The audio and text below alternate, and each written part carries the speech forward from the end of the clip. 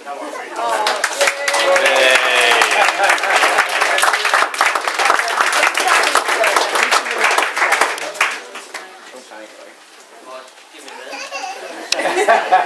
your time, though.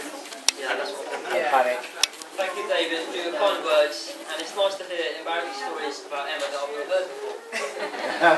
As some of you know, I'm not one for public speaking, so I've tried to keep this short and sweet. And up until 30 seconds ago, I knew this speech word for word. I don't anymore, just so you know. First of all, on behalf of Emma and I, we'd like to thank you all for coming and joining us on our very special day. It means a lot to us, and we appreciate the distances some of you travelled to be here.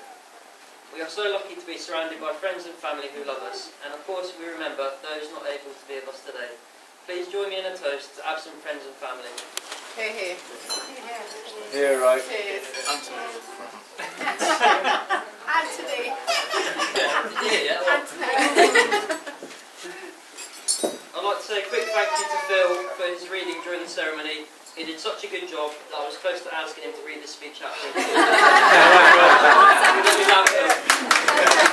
we've got you a gift to say thanks. Oh. No offense.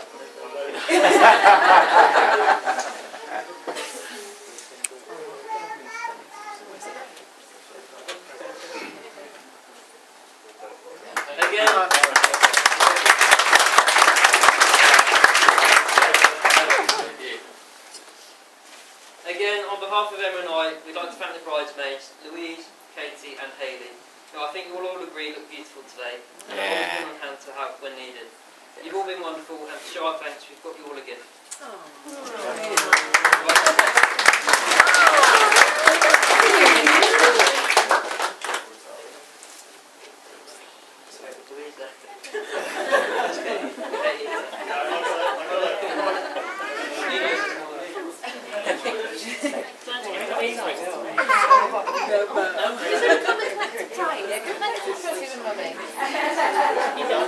Can you get through, Hayley? Who's been brought to you? Thank you very much. We'd also like to thank the ushers, James and Greg. You've both done a great job in pointing people.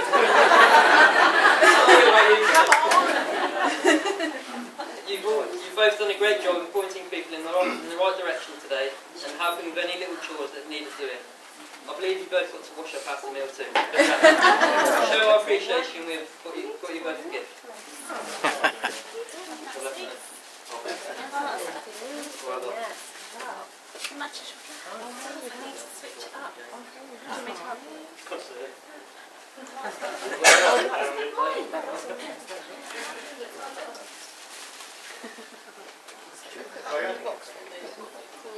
You try to put your foot in it?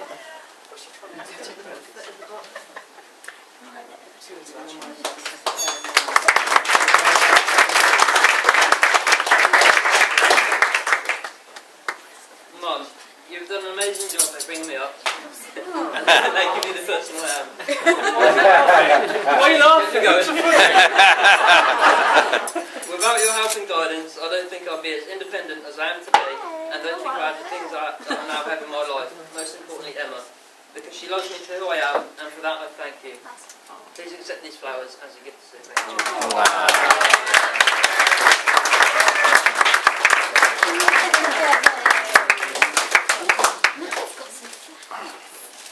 Hayley. Oh, okay. Oh, hello. You've always been there for me, and you've made me into a strong person, after beating me up all those years ago. That soon stopped though once I was bigger than you. You've been an amazing sister, you've always looked out for me, and you know I'll always be there for you. Thank you. I love you, Rowan.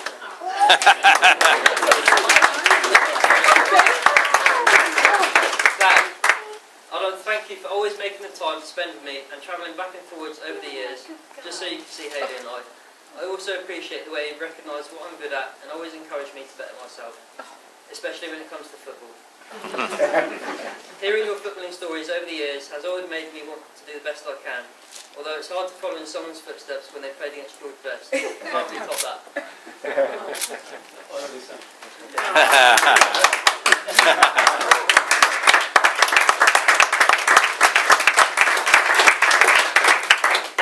subject of parents, I'd like to take this opportunity to say a very big thank you to Fiona and David. I couldn't be more grateful for the way you welcomed me into the family with open arms and invited me on your family holidays over the years.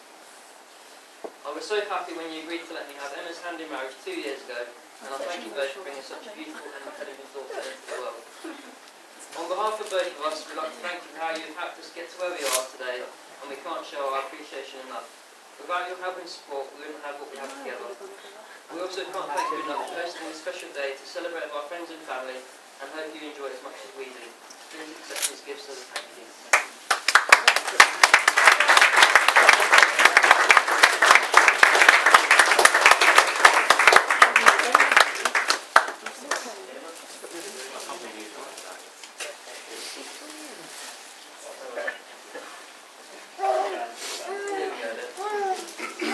The next person I would like to thank is the best man, Jamie.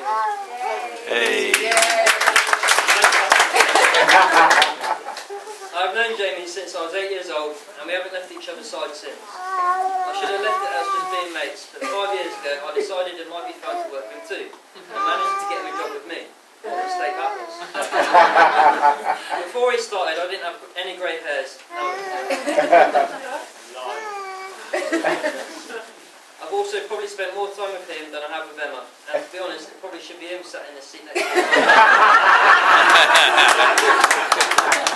People have said at times we are like a married couple. But in all seriousness, Jay, you've been a great mate over the years. We've had some great laughs, and I'm so happy that you're here as my best man today.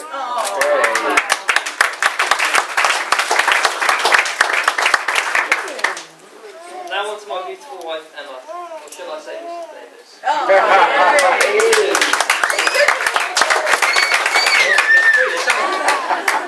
looks absolutely stunning as always.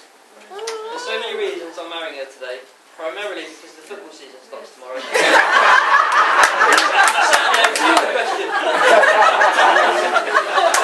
Apart from that, Emma is clever, ambitious, funny, caring, and is perfect in every way. The list really does go on, but unfortunately I can't read or write.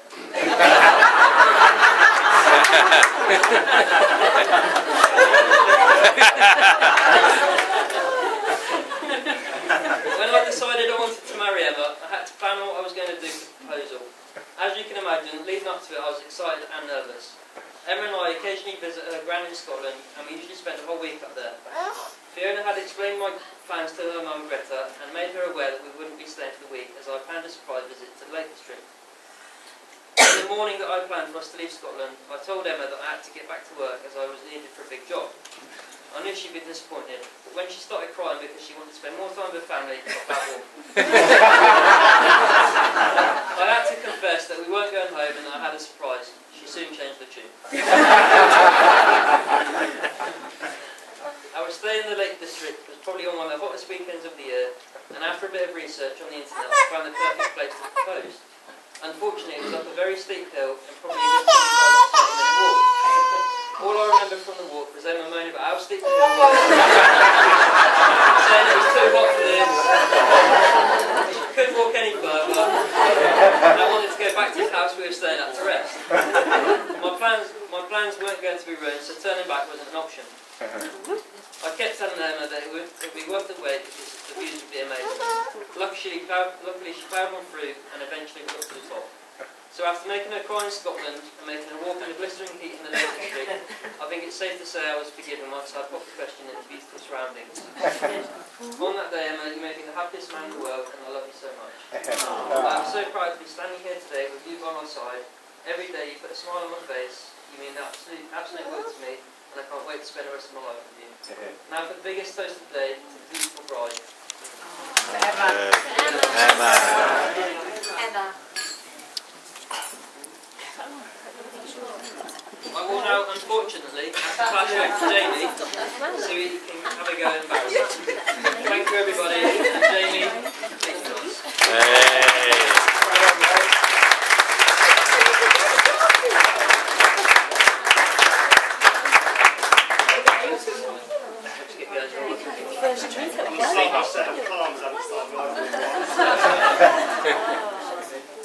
Good evening, ladies and gentlemen. Thank you all for coming to celebrate the wedding of Ryan and Emma Davis.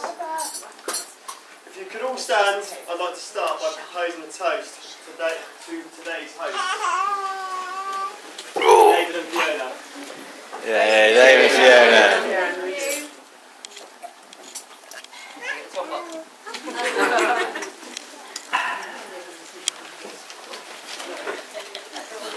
Thank you, Ryan. Thank you, Ryan, for asking me to be your best man. I still can't believe you trusted me with the rings.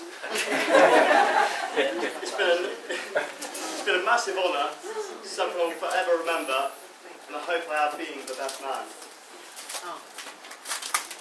For those of you who don't know me, I'm Jamie. Myself and Ryan have been friends for 21 years. We met each other in 1994.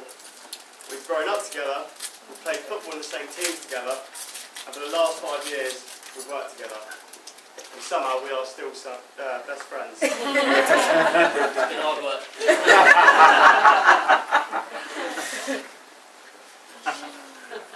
It's been very difficult to talk about embarrassing moments in our early days.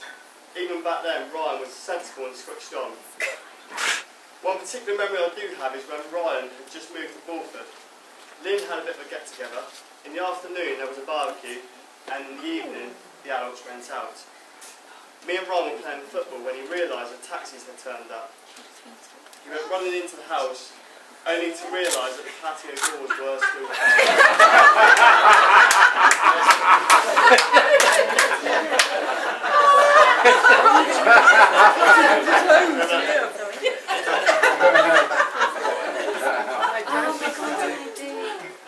A lot of the stories after this involve alcohol. Most of it is a bit of a blur. I remember our first lads' holiday in Iron Apple. Me and Ryan had been out drinking a few days running and had minimal sleep throughout. We came home at 8 AM one morning, only to remember we had a boat party in 4 hours. We had a quick nap, then we were back on the booze. As expected, at the end of the boat trip, we were feeling worse for wear, and we needed some food. We ate and went home. The next evening we found a nice restaurant, sat down, looked at the menu, at which point we noticed 2 waitresses giggling, pointing in our direction. Feeling slightly intrigued, me and Ryan questioned when they come to ask for our order. It was at this point that they made us aware the night before we'd actually ate there and fell asleep.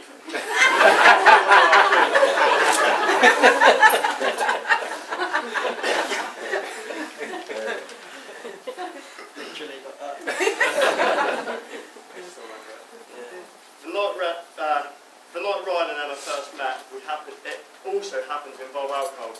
Me, Ryan, and a group of friends, we went out clubbing. We were all in fancy dress except Ryan, he was out trying to look his best. It worked. I was wearing Ryan's Superman outfit. Midway through the night, I saw Emma. We knew each other from work, so started chatting. She then asked me, "Can I wear your cape?" With no hesitation, I said, "Of course you can." We went our separate ways, and I met back up with Ryan and the rest of the guys. As we carried on with our night, Ryan noticed somebody wearing his cape. He went to investigate. He asked, "Did you get that cape from Jamie? Because I think it could be mine. You can keep hold of it, but let me have your number." And the rest, as they say, is history.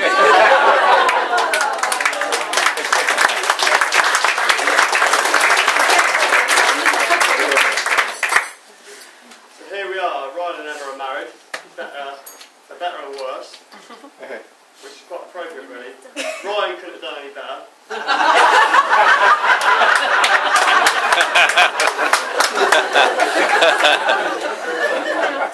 On a more serious note, Emma, you look absolutely stunning. Yeah. I know how much Emma means to Ryan.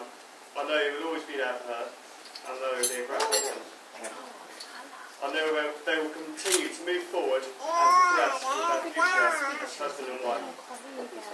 It's been short and sweet, guys, but I'd like you all to stand and to make a final toast to Mr. and Mrs. Davis. Mr.